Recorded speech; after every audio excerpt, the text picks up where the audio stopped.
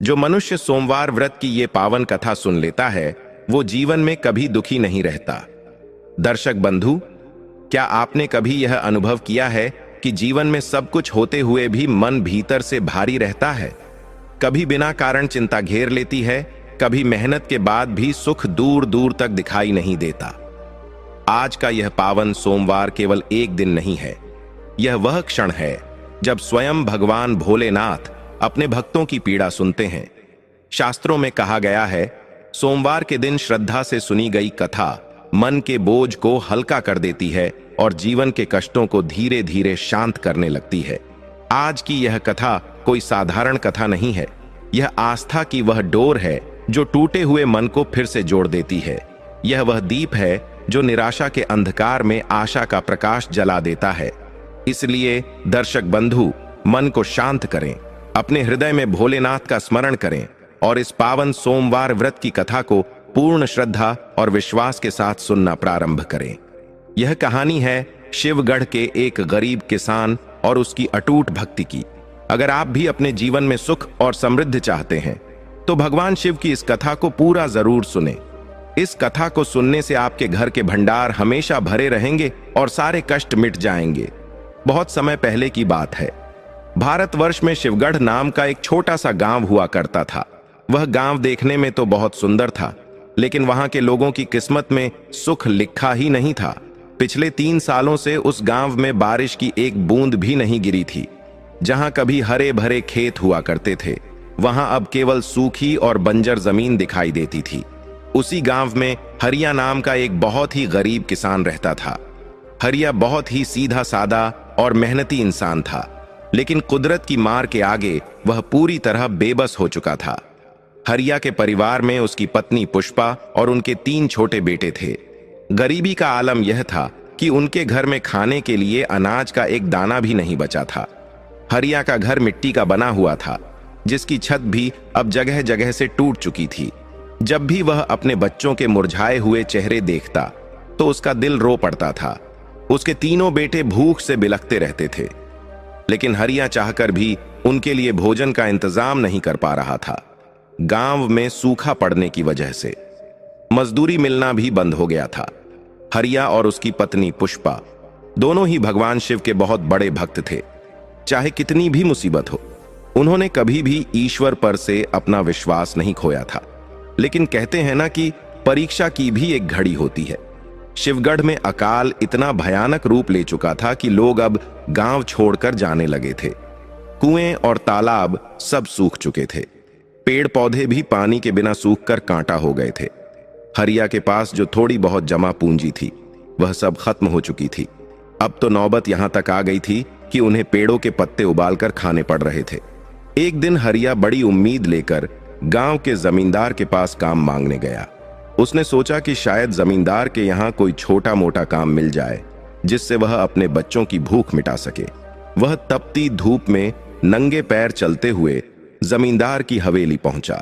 वहां जाकर उसने देखा कि जमींदार के घर के बाहर कड़ी सुरक्षा थी।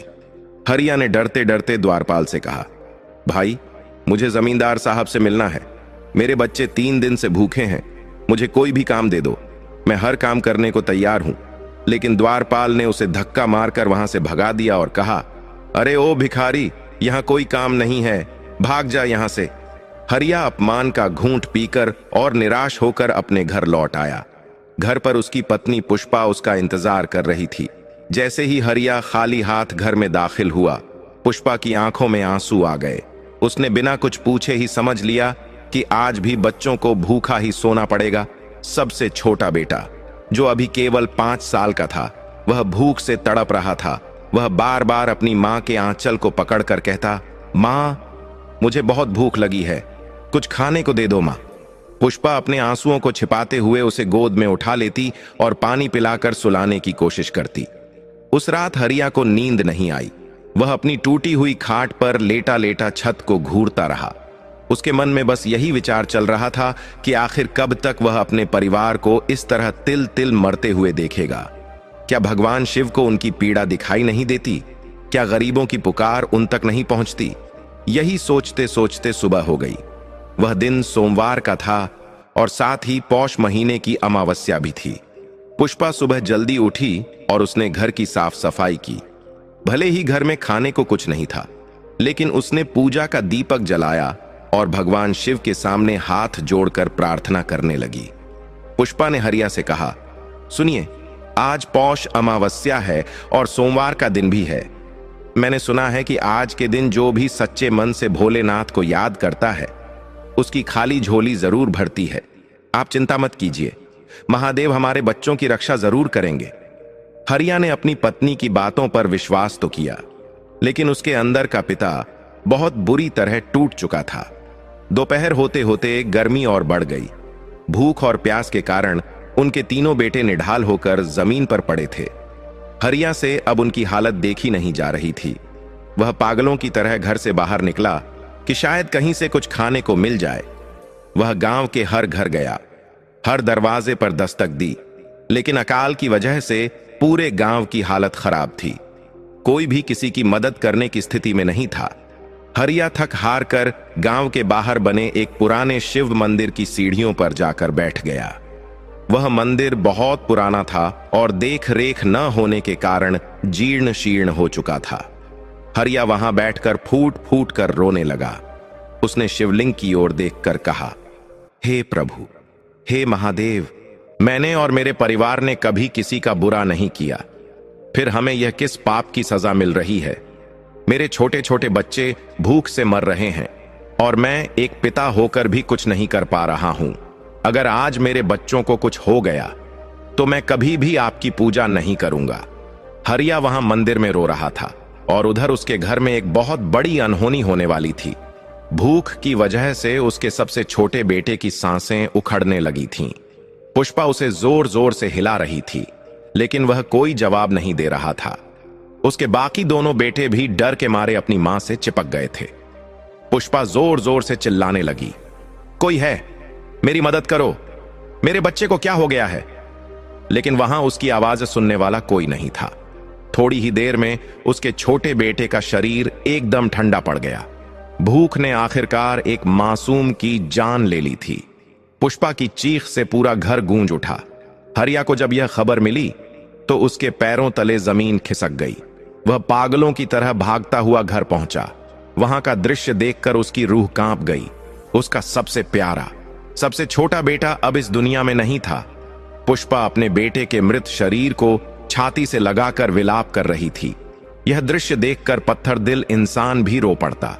हरिया वहीं जमीन पर गिर पड़ा। उसे लगा जैसे उसकी दुनिया ही खत्म हो गई हो। गरीबी ने आज उसे उसकी सबसे कीमती चीज छीन ली थी। उस दिन शिवगढ़ के आसमान में भी काले बादल छाए हुए थे, लेकिन बारिश की एक बूंद नहीं गिरी। मानो प्रकृति भी हरिया के दुख में मौन थी। हरिया के घर के अंदर का वह मंजर देखकर दिल दहल जाता था। जिस आंगन में कल तक वह नन्हा बच्चा अपनी तोतली जुबान में बातें करता था, आज वहां मौत का सन्नाटा पसरा हुआ था। पुष्पा के रोने की आवाज सुनकर आस पड़ोस के कुछ लोग वहां जमा हो गए। गांव के लोग भी भूख और प्यास से बेहाल थे, लेकिन हरिया के घर हुई इस मौत ने उन्हें भी अंदर तक झकझोर दिया था। वे लोग दरवाजे पर खड़े होकर केवल सहानुभूति भरी नजरों से देख रहे थे, क्योंकि मदद करने के लिए किसी के पास कुछ भी नहीं था। किसी की जेब में पैसा नहीं था और किसी के घर में अनाज नहीं था। हरिया अभी भी जमीन पर पत्थर की मूरत बना बैठा था। उसकी आंखों से आंसू सूख चुके थे। उसे यकीन ही नहीं हो रहा था कि उसका सबसे लाडला बेटा उसे छोड़कर जा चुका है। उसके दिमाग में बार बार वही दृश्य घूम रहा था। जब उसका बेटा उससे रोटी मांग रहा था, उसे लगा कि वह दुनिया का सबसे बदनसीब पिता है, जो अपने बच्चे की आखिरी इच्छा भी पूरी नहीं कर सका। तभी पुष्पा रोते हुए हरिया के पास आई और उसे झकझोरते हुए बोली, आप ऐसे चुप क्यों बैठे हैं? देखिए हमारे लल्ला को, यह उठ क्यों नहीं रहा? इसे कहिए ना कि अपनी मां से बात करे। पुष्पा का यह हाल देखकर हरिया का सब्र का बांध टूट गया और वह भी फूट फूट कर रोने लगा। दोनों पति पत्नी अपने मृत बेटे के शव के पास बैठकर विलाप करने लगे। उनके बाकी दोनों बेटे, जो भूख से कमजोर हो चुके थे, वे भी डर के मारे एक कोने में दुबक कर रो रहे थे। उन्हें समझ नहीं आ रहा था कि उनके छोटे भाई को क्या हुआ है और उनके माता पिता इतना क्यों रो रहे हैं। कुछ देर बाद गांव का एक बुजुर्ग व्यक्ति, जिसे सब काका कहते थे, वह हिम्मत करके आगे आया।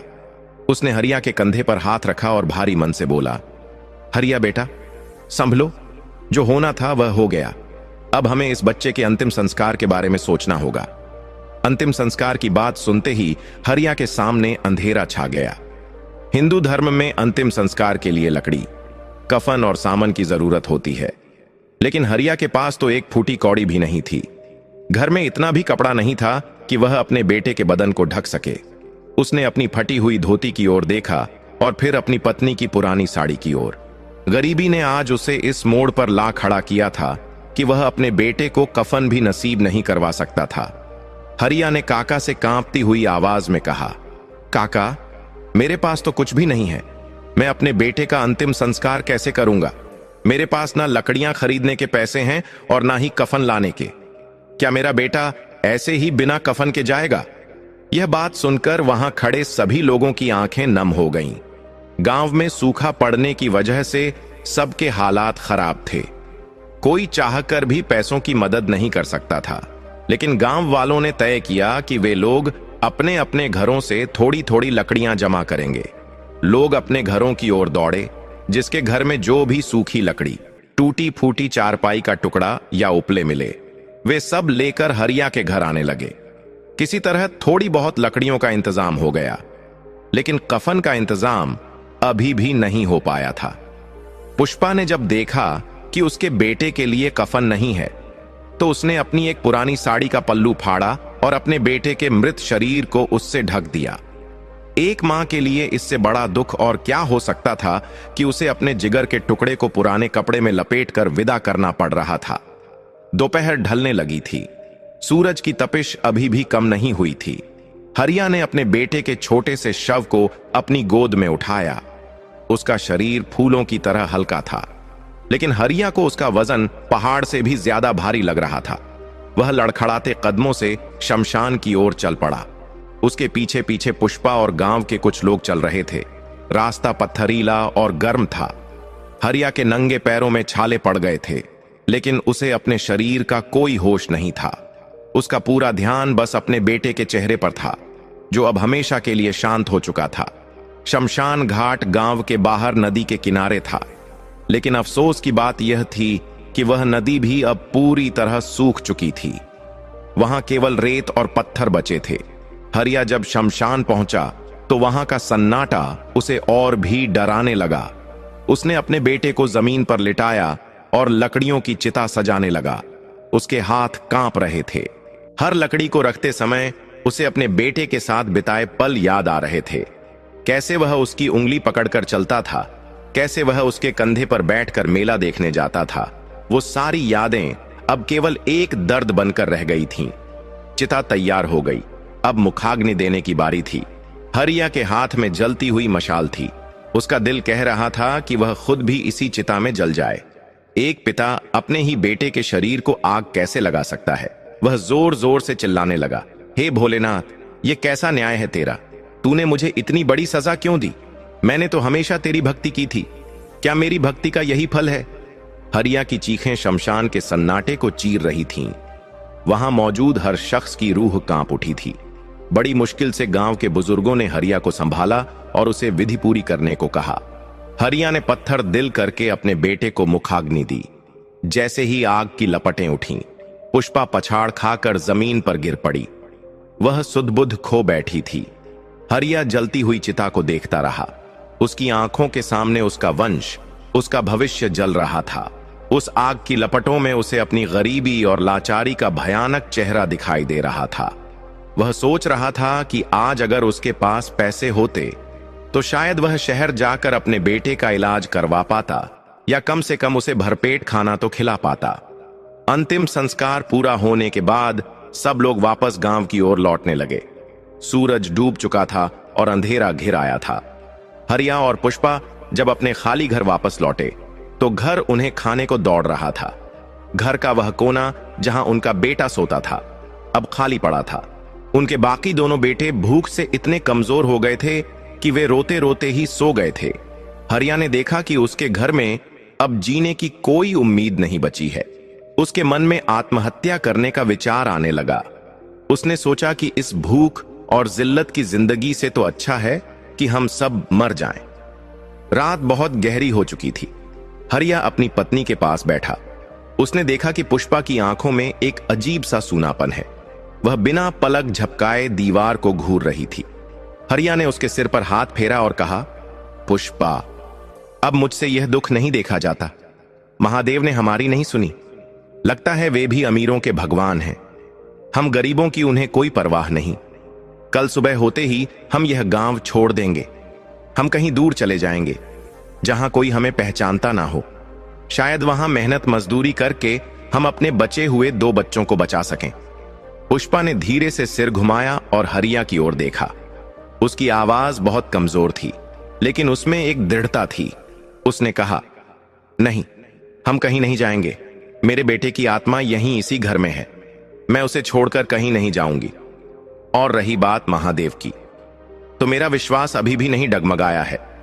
आज मेरा बेटा गया है। हो सकता है यह हमारे किसी पिछले जन्म का पाप हो, लेकिन मुझे यकीन है कि भोलेनाथ हमारी परीक्षा ले रहे हैं।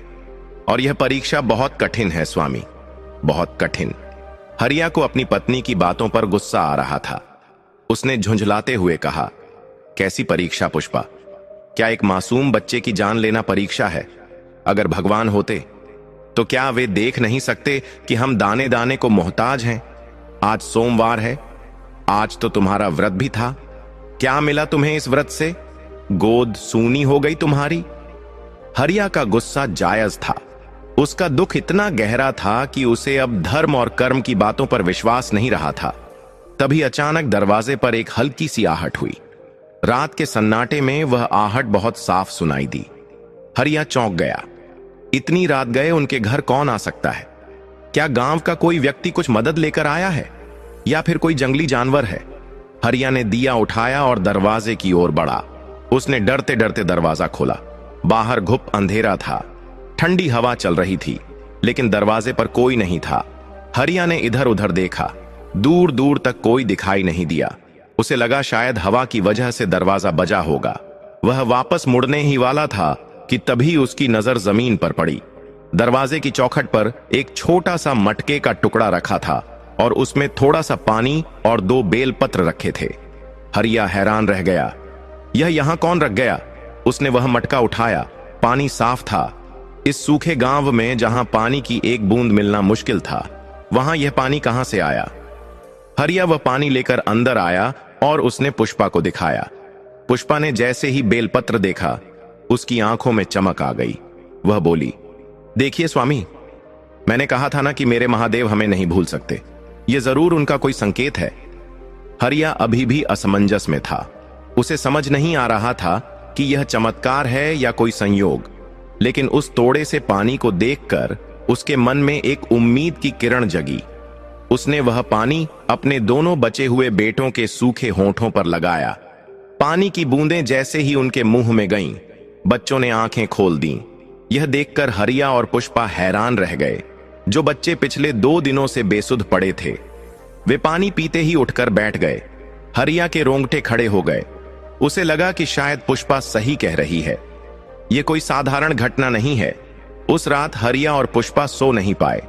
वे दोनों भगवान शिव की मूर्ति के सामने बैठकर प्रार्थना करते रहे। हरिया के मन का गुस्सा अब धीरे धीरे कम हो रहा था और उसकी जगह एक सवाल ले रहा था कि आखिर वह पानी वहां कौन रखकर गया? क्या सच में भगवान आए थे? अगर आए थे तो वे सामने क्यों नहीं आए? और अगर भगवान मदद करना ही चाहते हैं तो उन्होंने मेरे एक बेटे को क्यों मरने दिया? इन सवालों के जवाब उसे आने वाले समय में मिलने वाले थे। अगली सुबह एक और अजीब घटना घटी। हरिया जब सुबह उठा और घर से बाहर निकला तो उसने देखा कि उसके घर के सामने जो पुराना नीम का पेड़ था, जो पिछले 1 साल से पूरी तरह सूख चुका था, उस पर आज कुछ हरी पत्तियां दिखाई दे रही थीं।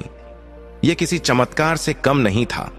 सूखे हुए ठूंठ पर हरी पत्तियां आना इस बात का संकेत था कि जीवन अभी खत्म नहीं हुआ है। हरिया दौड़कर अंदर गया और पुष्पा को बाहर बुला लाया। पुष्पा ने जब नीम के पेड़ को हरा होता देखा तो उसने वहीं जमीन पर माथा टेक दिया और जोर जोर से ओम नमः शिवाय का जाप करने लगी। गांव के लोग भी वहां जमा होने लगे। सब हैरान थे कि बिना बारिश के यह पेड़ हरा कैसे हो गया। पूरे गांव में यह खबर आग की तरह फैल गई कि हरिया के घर के बाहर चमत्कार हुआ है। जो लोग कल हरिया को अभागा कह रहे थे, आज वे ही लोग उसे अचंभित होकर देख रहे थे। किसी ने कहा कि यह हरिया की पत्नी के सतीत्व और भक्ति का फल है, तो किसी ने कहा कि यह उस मृत बच्चे की आत्मा का आशीर्वाद है। बातें तरह तरह की हो रही थीं, लेकिन सच्चाई किसी को नहीं पता थी। हरिया के मन में अब एक नई ठान ली थी। उसने तय किया कि वह आज ही उस पुराने शिव मंदिर में जाएगा जहां वह कल रोया था। उसे लग रहा था कि जो भी जवाब उसे चाहिए वह वहीं मिलेगा। वह बिना कुछ खाए पिए मंदिर की ओर चल पड़ा। मंदिर पहुंचकर उसने देखा कि वहां एक बूढ़ा साधु बैठा है। वह साधु वहां पहले कभी नहीं देखा गया था। उसके चेहरे पर एक अजीब सा तेज था और उसकी जटाएं लंबी थीं। वह साधु आंखें बंद करके ध्यान में लीन था। हरिया धीरे धीरे कदमों से उस साधु के पास गया और उनके चरणों में गिर पड़ा। साधु ने धीरे से अपनी आंखें खोलीं। उनकी आंखों में इतनी गहराई थी कि हरिया को लगा जैसे वह उनमें डूब जाएगा। साधु ने गंभीर आवाज में पूछा, क्या हुआ बेटा, तुम इतने परेशान क्यों लग रहे हो? हरिया ने रोते हुए अपनी सारी व्यथा उस साधु को सुना दी। उसने अपने बेटे की मौत, अपनी गरीबी और रात को मिले पानी के बारे में सब कुछ सच सच बता दिया। साधु ने सब कुछ बहुत ध्यान से सुना और फिर एक रहस्यमयी मुस्कान के साथ बोले, बेटा, जो चला गया उसका शोक मत कर, जो है उसे संभाल। तेरी परीक्षा अभी पूरी नहीं हुई है। हरिया ने हाथ जोड़कर पूछा, बाबा, और कितनी परीक्षा देनी होगी मुझे? मेरा तो सब कुछ लुट गया। साधु ने कहा, धैर्य रख। पौष मास की अमावस्या और सोमवार का संयोग बहुत दुर्लभ होता है। तूने कल सच्चे मन से जो आंसू बहाए थे वे व्यर्थ नहीं गए हैं। भगवान शिव अपने भक्तों को कभी निराश नहीं करते, लेकिन वे अपने भक्तों को सोने की तरह आग में तपाकर शुद्ध भी करते हैं। साधु ने अपनी झोली से एक मुट्ठी चावल निकाले और हरिया के हाथ में देते हुए कहा, जा बेटा, ये चावल ले जा और इसे अपने घर की रसोई में रख देना। लेकिन याद रखना, इसमें से मुट्ठी भर चावल निकालकर पक्षियों को जरूर डालना।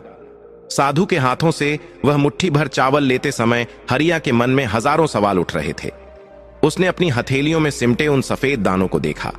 वे मुश्किल से इतने थे कि एक आदमी का पेट भी न भर सके, और घर में तो 4 लोग भूखे थे। फिर भी साधु की आंखों में जो विश्वास था, उसने हरिया को कुछ भी बोलने से रोक दिया। उसने वह चावल अपनी धोती के कोने में बहुत संभाल कर बांध लिया, मानो वह दुनिया का सबसे कीमती खजाना हो। उसने साधु के चरण छुए और वापस अपने घर की ओर चल पड़ा। रास्ते भर हरिया यही सोचता रहा कि क्या सच में यह मुट्ठी भर चावल उनके परिवार की भूख मिटा पाएंगे, या फिर उस साधु ने उसके साथ कोई मजाक किया है। धूप बहुत तेज थी और भूख से हरिया के पेट में मरोड़ उठ रहे थे।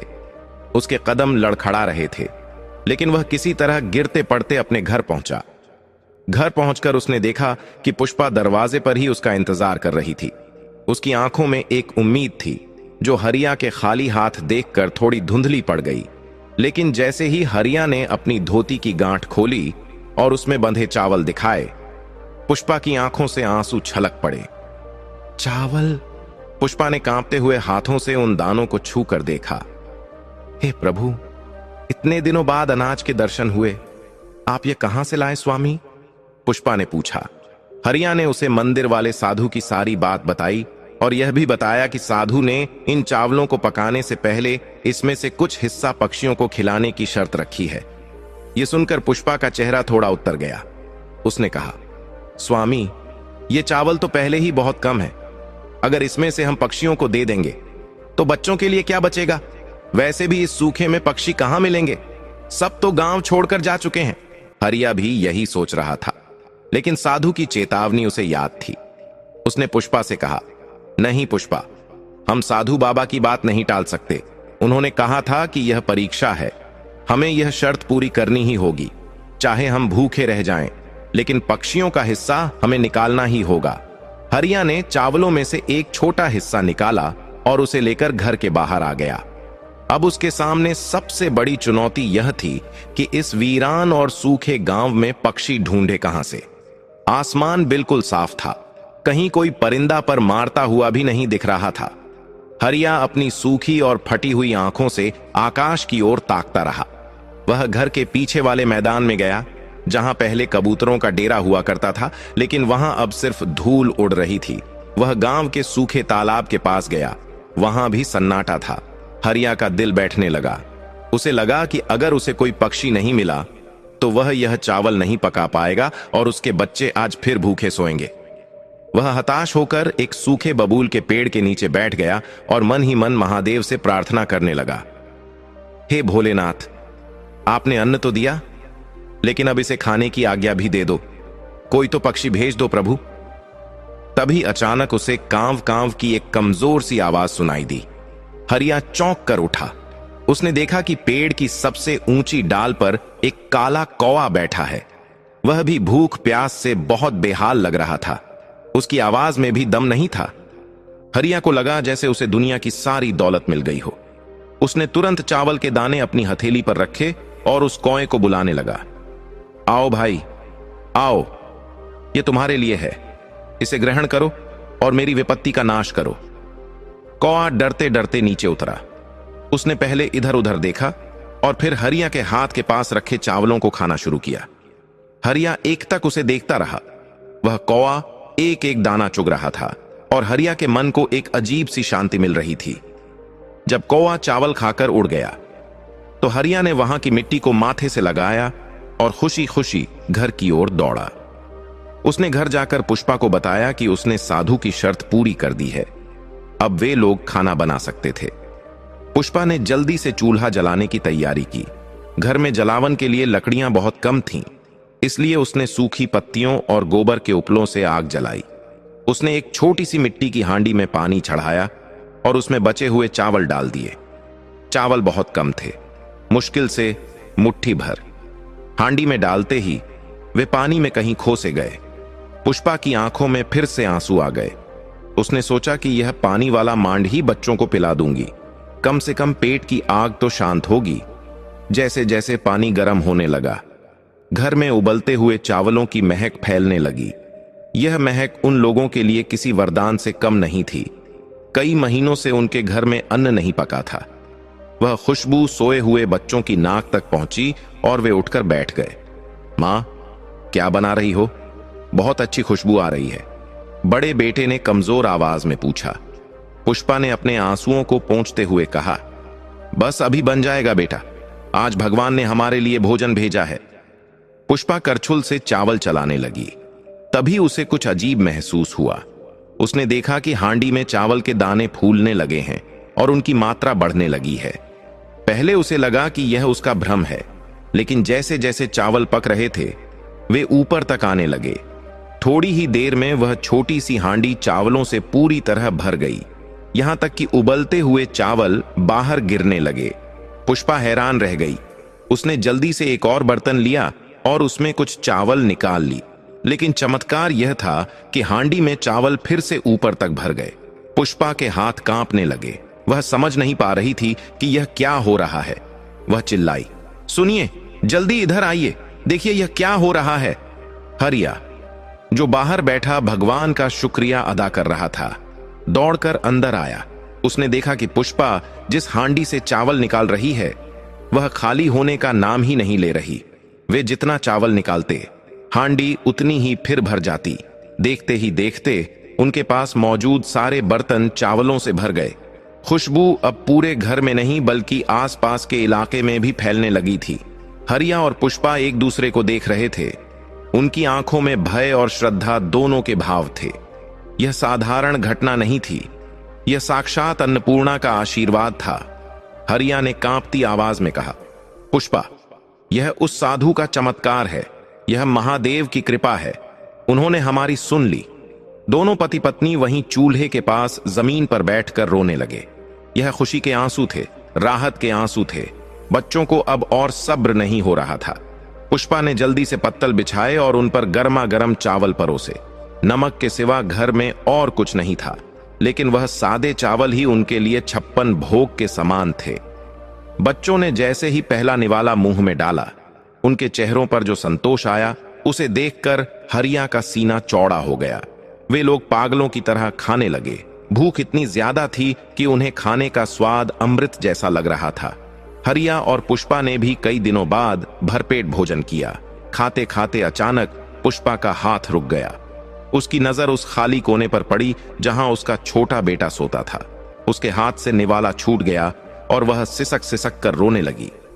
आज अगर मेरा लल्ला होता तो वह भी यह चावल खा रहा होता। भगवान ने देने में इतनी देर क्यों कर दी? पुष्पा का दर्द फिर से हरा हो गया। हरिया का भी गला रुंध गया। पेट तो भर गया था, लेकिन मन अभी भी उस खालीपन से भरा हुआ था। वे लोग भोजन करते हुए भी अपने उस बच्चे को याद कर रहे थे जो भूख की बलि चढ़ गया था। यह अमीरी और गरीबी का खेल भी कितना अजीब होता है। जब खाने को नहीं था तो बच्चा था, और आज जब खाना है तो बच्चा नहीं है। भोजन करने के बाद भी हांडी में चावल भरे हुए थे। हरिया ने कहा, पुष्पा, हमारे आसपास भी बहुत से लोग भूखे हैं। काका के घर में भी कल से चूल्हा नहीं जला है। चलो, यह बचा हुआ चावल हम गांव वालों में बांट देते हैं। पुष्पा ने हामी भरी। वे दोनों चावलों से भरे बर्तन लेकर बाहर निकले। उन्होंने पड़ोसियों को आवाज दी। अनाज की खुशबू सूंघ कर लोग अपने आप ही घरों से बाहर निकलने लगे थे। सबकी आंखें फटी की फटी रह गईं जब उन्होंने देखा कि हरिया, जो कल तक खुद दाने दाने को मोहताज था, आज सबको चावल बांट रहा है। गांव के लोग बर्तन लेकर दौड़े। हरिया सबको चावल देता गया, लेकिन उसकी हांडी का चावल खत्म ही नहीं हो रहा था। यह खबर पूरे शिवगढ़ में जंगल की आग की तरह फैल गई। लोग कहने लगे कि हरिया के घर में कोई जादुई हांडी आ गई है। कोई इसे जादू टोना कह रहा था तो कोई इसे ईश्वर का चमत्कार। लेकिन हरिया जानता था कि यह उस साधु के दिए हुए मुट्ठी भर चावल और पक्षियों को खिलाने के पुण्य का फल है। उस रात हरिया के घर में दिया जला। बच्चों के चेहरे पर मुस्कान थी और पेट भरा हुआ था, लेकिन हरिया को नींद नहीं आ रही थी। वह बार बार उस नीम के पेड़ को देख रहा था जो अब और भी ज्यादा हरा हो गया था। उसे लग रहा था कि यह तो बस शुरुआत है। साधु ने कहा था कि परीक्षा अब भी पूरी नहीं हुई है, तो क्या अभी और भी कड़ी परीक्षाएं बाकी हैं? क्या यह सुख केवल कुछ पल का है? हरिया के मन में एक डर समाने लगा कि कहीं यह सब सपना तो नहीं, कहीं सुबह उठकर वह फिर से उसी गरीबी में तो नहीं गिर जाएगा। तभी रात के सन्नाटे में फिर से दरवाजे पर दस्तक हुई। इस बार दस्तक बहुत तेज थी। हरिया का दिल जोर से धड़कने लगा। कौन हो सकता है इतनी रात को? क्या गांव वाले चावल लूटने आए हैं, या फिर वही साधु बाबा वापस आए हैं? हरिया ने हिम्मत करके लाठी उठाई और दरवाजे की ओर बढ़ा। उसने जैसे ही दरवाजा खोला, सामने का नजारा देखकर उसके होश उड़ गए। दरवाजे पर कोई इंसान नहीं, बल्कि गांव का जमींदार खड़ा था। वही जमींदार जिसने कल हरिया को धक्के मारकर निकाल दिया था, लेकिन आज उसके तेवर बदले हुए थे। उसकी आंखों में गुस्सा और हाथ में बंदूक थी। जमींदार के साथ उसके दो लठैत भी थे। जमींदार ने गरजते हुए कहा, हरिया, सुना है तूने घर में अनाज का भंडार छिपा रखा है। गांव में अकाल पड़ा है और तू यहां दावत उड़ा रहा है। सच बता, तूने मेरी गोदाम से चोरी की है ना? हरिया यह इल्जाम सुनकर सन्न रह गया। उसने हाथ जोड़कर कहा, नहीं मालिक, मैंने कोई चोरी नहीं की। यह तो भोलेनाथ की कृपा है। जमींदार ने उसकी एक न सुनी और अपने आदमियों से कहा, जाओ, पूरे घर की तलाशी लो और जो भी अनाज मिले उसे जब्त कर लो और इस धोखेबाज को पकड़कर हवेली ले चलो। आज मैं इसे सबक सिखाऊंगा कि जमींदार से झूठ बोलने का क्या अंजाम होता है। हरिया गिड़गिड़ाता रहा। पुष्पा रोती रही, लेकिन जमींदार के आदमी घर में घुस गए। उन्होंने वह जादुई हांडी भी उठा ली। हरिया को लगा कि उसकी किस्मत फिर से पलट गई है। अभी तो सुख की एक किरण दिखी थी और अब फिर से अंधेरा छाने वाला था। जमींदार के आदेश पर उसके लठैतों ने हरिया को दबोच लिया। हरिया ने बहुत हाथ पैर जोड़े।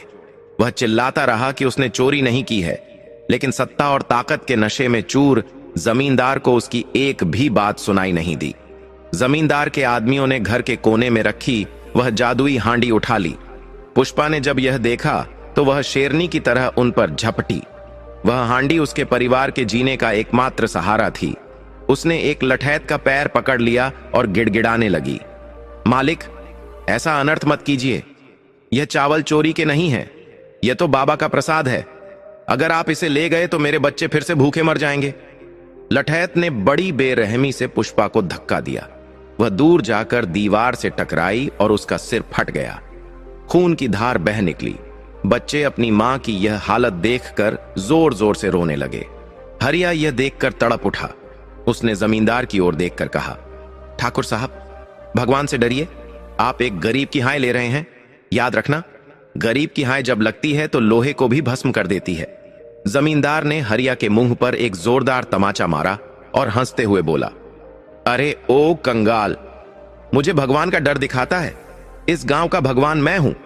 यहां वही होता है जो मैं चाहता हूं। ले चलो इसे हवेली, और ये हांडी भी साथ ले लो। आज रात की दावत इसी चावल से होगी।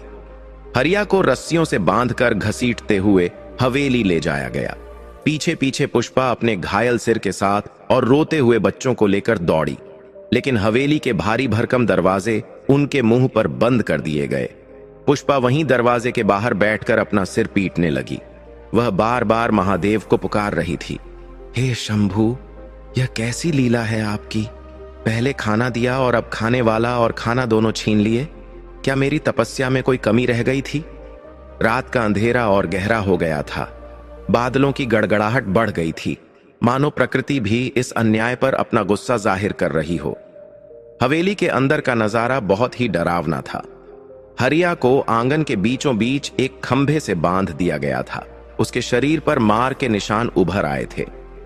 जमींदार अपनी ऊंची गद्दी पर बैठा हुक्का गुड़गुड़ा रहा था। उसके सामने मेज पर वह जादुई हांडी रखी थी। हांडी से अभी भी गर्म चावलों की भाप निकल रही थी और खुशबू पूरे कमरे में फैली हुई थी। उस खुशबू ने जमींदार की भूख को और बढ़ा दिया था। उसने अपने रसोइये को हुक्म दिया, अरे खड़ा क्या देख रहा है? सोने की थाली ला और यह चावल परोस। देखूं तो सही, इस चोर ने मेरी गोदाम से कौन सा कीमती चावल चुराया है जिसकी खुशबू इतनी शानदार है। रसोइया दौड़ कर गया और सोने की थाली ले आया। उसने हांडी से चावल निकाले और थाली में परोसे। हरिया खंभे से बंधा हुआ यह सब देख रहा था। उसने मन ही मन प्रार्थना की, हे भोलेनाथ, यह प्रसाद है। यह किसी पापी के पेट में नहीं जाना चाहिए। जमींदार ने बड़े चाव से चावल का एक बड़ा निवाला उठाया। उसके मुंह में पानी आ रहा था, लेकिन जैसे ही उसने वह निवाला अपने मुंह के पास ले जाने की कोशिश की, एक भयानक घटना घटी। अचानक थाली में रखे सफेद चमचमाते चावल काले पड़ने लगे।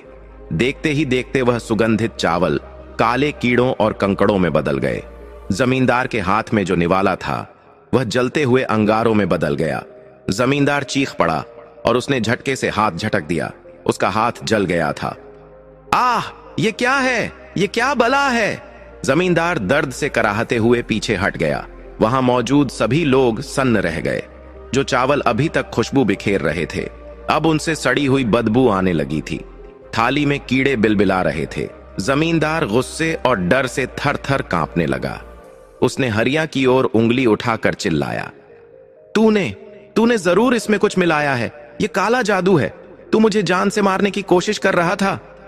हरिया ने शांत भाव से उत्तर दिया, नहीं मालिक, मैंने कुछ नहीं किया। मैंने तो पहले ही कहा था कि यह महादेव का प्रसाद है। यह केवल उसे ही नसीब होता है जिसका मन साफ हो और जिसने धर्म का पालन किया हो। पापियों के लिए यह अमृत भी विष बन जाता है। हरिया की यह बात जमींदार के दिल में तीर की तरह चुभी। अपनी बेइज्जती और दर्द से पागल होकर उसने लठैतों को आदेश दिया, मारो इसे, इतना मारो कि यह अपनी नानी को याद करे। यह मुझे ज्ञान बांट रहा है। इसकी चमड़ी उधेड़ दो। लठैत हरिया पर टूट पड़े। वे उसे लाठियों से पीटने लगे। हरिया दर्द से चीखता रहा, हे शिव, हे शंकर, लेकिन उसने दया की भीख नहीं मांगी। उसे पता था कि अब उसकी रक्षा केवल ईश्वर ही कर सकते हैं। उधर हवेली के बाहर पुष्पा का रो रो कर बुरा हाल था। तभी उसे याद आया कि वह साधु अभी भी शायद मंदिर में होगा, वही इस मुसीबत से निकाल सकता है। उसने अपने दोनों बच्चों को एक सुरक्षित जगह बैठाया और पागलों की तरह मंदिर की ओर दौड़ी। रात के अंधेरे में वह पत्थरों से टकराई, गिरती पड़ती मंदिर पहुंची, लेकिन वहां पहुंचकर उसने देखा कि मंदिर खाली था। वह साधु वहां नहीं था। केवल धुनी जल रही थी जो यह बता रही थी कि साधु वहां से अभी अभी गया है। पुष्पा का दिल टूट गया। वह शिवलिंग से लिपट कर रोने लगी, बाबा, आप कहां चले गए? आपने तो कहा था कि सब ठीक हो जाएगा। देखिए, मेरे पति को वे लोग मार डालेंगे, रक्षा करो प्रभु, रक्षा करो। वह शिवलिंग पर अपना सिर पटकने लगी। उसका खून शिवलिंग पर गिरने लगा। एक पतिव्रता स्त्री के आंसू और उसका रक्त जब भगवान के चरणों में गिरता है तो कहते हैं कि भगवान का आसन भी डोल जाता है। हवेली में जमींदार अभी भी गुस्से में था। हरिया अधमरा हो चुका था। तभी हवेली के ऊपरी कमरे से एक औरत की जोर से चीखने की आवाज आई। अरे कोई है, जल्दी आओ, लल्ला को क्या हो गया है? यह आवाज जमींदार की पत्नी की थी। जमींदार और उसके आदमी सब कुछ छोड़कर ऊपर की ओर भागे। ऊपर जाकर उन्होंने जो देखा, उसे देखकर उनके पैरों तले जमीन खिसक गई। जमींदार का इकलौता बेटा, जो अभी 10 साल का था, वह बिस्तर पर पड़ा तड़प रहा था। उसका पूरा शरीर नीला पड़ गया था। उसके मुंह से झाग निकल रहा था। पास ही खिड्डी खुली थी और वहां से एक काला सांप रेंगता हुआ बाहर जा रहा था। जमींदार की पत्नी छाती पीट पीट कर रो रही थी। मेरे बेटे को सांप ने काट लिया है, कोई वैद्य को बुलाओ, कोई बचाओ मेरे बच्चे को। जमींदार ने अपने बेटे को गोद में उठा लिया। वह चिल्लाया, गाड़ी निकालो, शहर चलो, वैद्य को बुलाओ। हवेली में कोहराम मच गया। जो लोग अभी हरिया को मार रहे थे, अब वे अपनी जान बचाने के लिए इधर उधर भाग रहे थे। जमींदार को समझ नहीं आ रहा था कि क्या करे। शहर यहां से बहुत दूर था और बेटे की हालत पल पल बिगड़ती जा रही थी। उसकी सांसें उखड़ रही थीं। तभी हवेली के पुराने नौकर काका ने डरते डरते कहा, मालिक, शहर जाने में बहुत देर हो जाएगी। छोटे मालिक के पास इतना समय नहीं है। गांव के मंदिर में एक साधु आया था, कहते हैं उसके पास हर मर्ज की दवा है, शायद वह कुछ कर सके। जमींदार को काटो तो खून नहीं। उसे याद आया कि हरिया उसी साधु की बात कर रहा था। उसी साधु के दिए चावल का अपमान उसने किया था। जमींदार का घमंड अब चकनाचूर हो रहा था। उसके सामने उसका वंश खत्म हो रहा था। उसने हरिया की तरफ देखा, जो नीचे आंगन में रस्सियों से बंधा हुआ लहूलुहान पड़ा था। एक पल के लिए उसे अपनी गलती का एहसास हुआ, लेकिन अभी भी उसका अहंकार पूरी तरह नहीं टूटा था। उसने अपने आदमियों से कहा, जाओ, उस साधु को ढूंढ कर लाओ। उसे कहो कि जमींदार ने बुलाया है, उसे मुंह मांगा इनाम मिलेगा। आदमी मंदिर की ओर दौड़े, लेकिन वहां उन्हें साधु नहीं मिला। वहां तो पुष्पा बेहोश पड़ी थी। वे लोग खाली हाथ वापस आए और जमींदार को बताया कि साधु वहां नहीं है। जमींदार के बेटे की आंखें अब पत्थरा रही थीं। वैद्य जी भी आ गए थे, लेकिन उन्होंने भी नब्ज देखकर सिर हिला दिया। उन्होंने कहा, जहर पूरे शरीर में फैल चुका है, अब इसे केवल भगवान ही बचा सकता है। भगवान? जमींदार यह शब्द सुनकर कांप गया। उसने आज ही भगवान के भक्त पर इतना अत्याचार किया था। क्या यह उसी का दंड है? क्या हरिया का श्राप सच हो रहा है? वह दौड़कर नीचे आंगन में आया जहां हरिया बंधा था। उसने अपनी तलवार निकाली। हरिया ने सोचा कि अब उसका अंत समय आ गया है। उसने आंखें बंद कर लीं, लेकिन तलवार हरिया की गर्दन पर नहीं, बल्कि उसकी रस्सियों पर चली। जमींदार ने हरिया के बंधन काट दिए। वह हरिया के पैरों में गिर पड़ा और फूट फूट कर रोने लगा। हरिया, मुझे माफ कर दे भाई, मैंने बहुत बड़ा पाप किया है। मेरा बेटा मर रहा है। तू तो उसी साधु का भक्त है ना? तू ही कुछ कर। अपने भगवान से कह कि मेरे बेटे को बचा ले। मैं अपनी सारी दौलत दे दूंगा, बस मेरा बेटा बचा ले। एक गरीब किसान के पैरों में गांव का सबसे ताकतवर जमींदार गिड़गिड़ा रहा था। यह वक्त का पहिया था जो घूम चुका था। हरिया को अभी भी विश्वास नहीं हो रहा था। उसने बड़ी मुश्किल से खुद को संभाला। उसके शरीर का पोर पोर दुख रहा था, लेकिन एक पिता का दर्द वह समझता था। उसने अपना बेटा खोया था। वह नहीं चाहता था कि किसी और बाप की गोद सूनी हो, भले ही वह बाप उसका दुश्मन ही क्यों ना हो। हरिया ने कांपते हुए हाथों से जमींदार को उठाया और बोला, मालिक, दौलत से जीवन नहीं खरीदा जा सकता। जीवन तो महादेव की भिक्षा है। चलिए, हम उसी मंदिर में चलते हैं। मेरी पत्नी वहीं है। शायद मेरी और उसकी प्रार्थना मिलकर भोलेनाथ को मना ले। जमींदार ने अपने बेटे को गोदी में उठाया और हरिया के साथ नंगे पैर मंदिर की ओर दौड़ा। हवेली के पीछे से पूरा गांव तमाशा देख रहा था। कल जो हरिया अपने बेटे की लाश लेकर शमशान गया था, आज वही हरिया अपने दुश्मन के बेटे को बचाने के लिए मंदिर जा रहा था। यह दृश्य देखकर गांव वालों की आंखों में भी आंसू आ गए। मंदिर पहुंचकर उन्होंने देखा कि पुष्पा अभी भी शिवलिंग के पास पड़ी है। उसे होश आ गया था, लेकिन वह उठ नहीं पा रही थी। हरिया ने जाकर उसे सहारा दिया।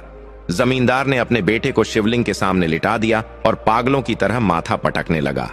हे महादेव, मेरे पापों की सजा इस मासूम को मत दो, मेरे प्राण ले लो, लेकिन इसे जीवन दान दे दो। मैं कसम खाता हूं, आज के बाद कभी किसी गरीब को नहीं सताऊंगा। मंदिर का माहौल बहुत भारी हो गया था। एक तरफ जमींदार का पश्चाताप था, दूसरी तरफ हरिया और पुष्पा की निस्वार्थ प्रार्थना।